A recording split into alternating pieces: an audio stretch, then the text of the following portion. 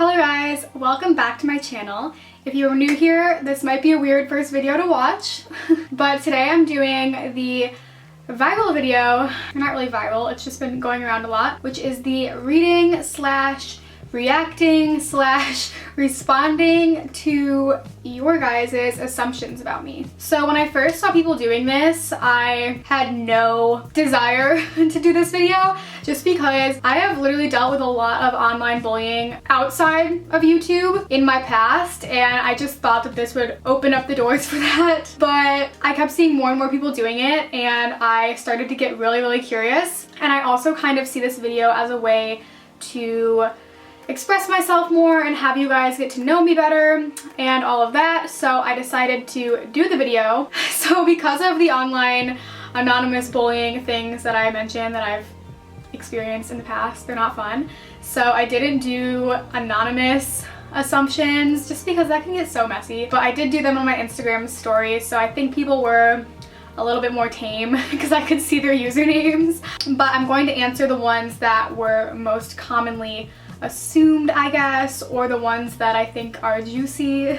But if you guys would like to be involved in this kind of stuff in the future, definitely follow me on Instagram because I'm always posting on my story and stuff like that. So it's just at Tasha. Okay, I have them screenshotted on my phone. My case is from Society 6, by the way, because people always ask about my phone cases. So I'm gonna start with one of the probably most popular assumptions, which was kind of surprising to me, to be honest, and it kind of ranged in assumptions. Let's see. A lot of people were saying that I don't have a lot of friends, and it was worded in different ways. So you have no friends in your sorority, you don't have a lot of friends, you have a small circle of friends, okay? So I was trying to think of the root of this assumption, and it's probably because when I do weekly vlogs, a lot of the times I'm alone or I don't show other people. And one reason for that is just because I feel awkward vlogging in front of people if they're not YouTubers. I feel awkward vlogging in front of everyone, to be honest. I don't know if that's weird, but I do, so I don't really vlog in front of people a lot. But secondly, I guess I don't have a ton of close friends, and I like it that way. I mean, it takes a lot for me to open up to people and trust people, and the people that I consider close friends, obviously I'm able to do that with, and I would rather have a small group of close friends than a big group of friends that I can't really trust. I'm also someone who can detect fake people really quickly. I think I'm a pretty good judge of character, and I myself don't want to be fake or not be myself in order to fit in with people or be friends with people. I also am pretty shy at first when I am getting to know people, so it can take me a while to become close to people, and I think for those reasons, I guess that's why I don't have a ton of close friends. And then to answer the assumption, I actually got a few of this assumption that I don't have any friends in my sorority is definitely incorrect. All of my close friends that I've made at USC, except for Anne-Marie, who graduated, have been from Alpha Phi, my sorority. But in terms of my sorority as a whole, I guess I don't have a lot of friends in it. And I think that's mainly because I joined as a junior, and so it was kind of difficult to integrate with my pledge class, who were a lot of freshmen, and then also difficult to integrate with the people my own age because they were already kind of established in groups. But with that being said, my close friends at USC have been made through my sorority, and I am still friends with them. Okay, another assumption that a lot of people sent me was that my parents have money and I was spoiled growing up. I come from money, etc. So my parents have always worked really hard, and they're definitely comfortable, but I don't come from gobs and gobs of money like some people I see at USC, you know, with like famous parents. Like, that's not the case. And I think a lot of people also assume because I'm an only child, I'm really spoiled, and because I have a lot of clothes or I have designer items, that I'm super spoiled and that it comes from my parents. But that is not the case. I really don't feel like I was spoiled growing up. And a lot of people also assumed that my parents pay for everything, and that is not true. They do pay for some things right now. So my parents told me that they would pay for my education and housing during that education, and they would pay for 4 years. So basically, for the last 4 years that I've been in school, my parents have paid for my school and my housing, so my rent. But like I said, that's only for 4 years, so if I were to have to take another semester or if I wanted to do grad school, that would be on me. And as soon as I graduate, I will be paying my own rent and everything, and for a car and whatever. But all of the clothing and coffee and all that stuff that I buy is all on me, and it's money that I've made myself. So I am very, very grateful that my parents are paying for college and housing for me while I'm in college, but everything else is on my own, and I don't really ask my parents for money because I just don't feel comfortable doing that. This next assumption, I got both ends of the spectrum, so I'm gonna address it, I guess. So I had some people saying, your GPA is very low, you're actually not that smart / don't do well in school. And then I had people saying, you have 4.0 GPA or you're very intelligent, whatever. I can't really speak to my intelligence. I mean, I think I'm decently smart. I go to a good school. But in terms of my GPA, I guess neither of them were right. This is different from when I went to LMU and was trying to transfer to USC because I needed a really high GPA in order to transfer. I had like a 3.8. But where I'm at right now is obviously I want to get good grades because my parents are paying so much for me to go here. But at the same time, I have a lot of stuff going on with YouTube, with my social life, with school itself. I like to kind of, you know, balance my time. With that being said, I'm not spending gobs and gobs of my time on schoolwork. I'm okay with getting B's. Obviously A's are the goal, but if I get a B in a class, I'm not gonna cry about it. So I typically get like 2 A's, 2 B's a semester. That's how it's been. And I don't think I've gotten a grade lower than a B.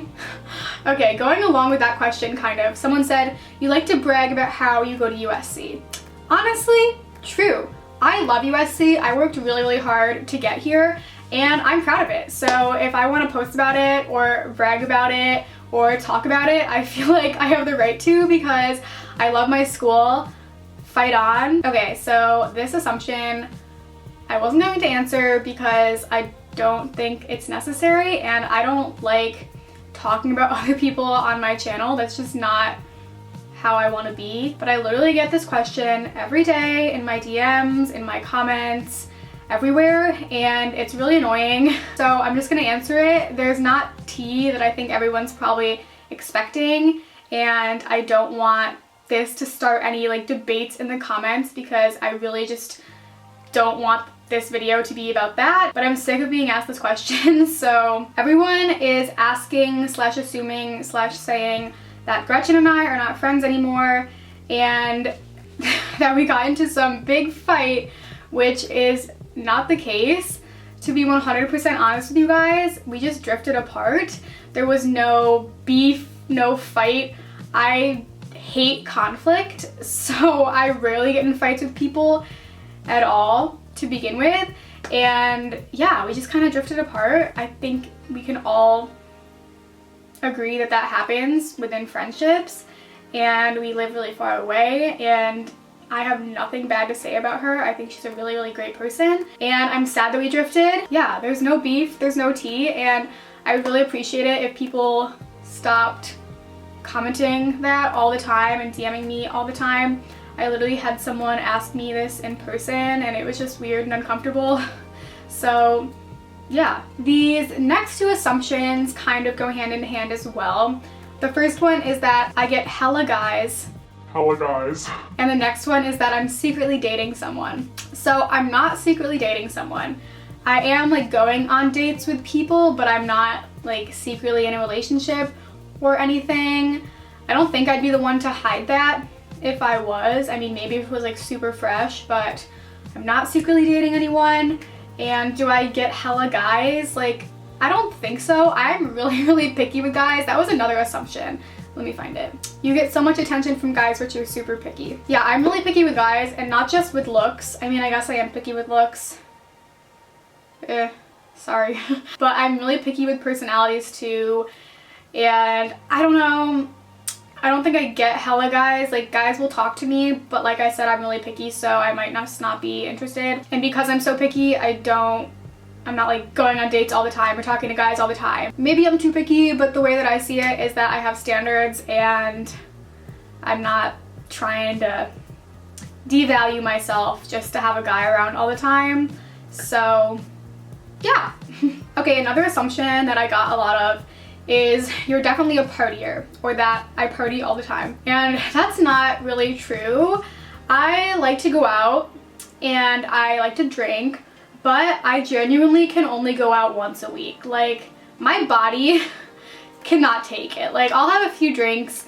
By the way, I'm 21, I'm almost 22, so I'm legal. I'll have a few drinks and I'm always disgustingly hungover, like bad hangovers. Not like hangovers where I can like eat brunch and be fine. Like, I can't smell food. I mean, okay, my hangovers vary in levels, but when they're bad, like, they're bad. I can't eat, there can't be light, there can't be noise. I have to have like a bag of peas on my head. Like, I'm so nauseous. And I also have a fear of throwing up, so hangovers are just bad for me. And then even if I only have a few drinks, like, I'm still hungover. Anyways, I'm not one that can rally and go out night after night. It's literally like one and done for a weekend. Like, one night, that's all we've got. Ladies and gentlemen, like, done. Another assumption I got a lot of is that I'm really introverted and shy, which is pretty true. I'm definitely an introvert. Like, I like my alone time. I enjoy being alone, but at the same time, I would consider myself a social introvert because, like I said, I do like doing things with people. I do like going out, but once I'm with people for a long time, I just really want to go and have my alone time.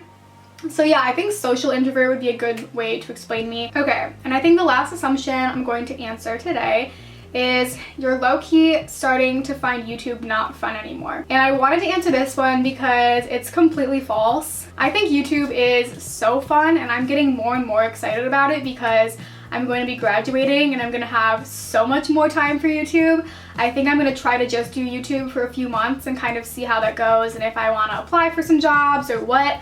But I'm really excited to be able to spend way more time on YouTube because for the whole time I've been doing YouTube, I've always been in school. So it's always been a thing that I prioritize, but I also have to prioritize school. And yeah, I'm really excited. And yeah, I think this is like a happy note to end this video on. I hope you guys liked this video. I hope it answered some of your burning questions. Once again, thank you to everyone for being so nice to me. I got a lot of really, really nice assumptions, which means a lot because, like I said, I've gotten some mean shit written about me and this made me really happy because I was super nervous to do it. But yeah, I love you guys so much and stay tuned for my next video. Bye!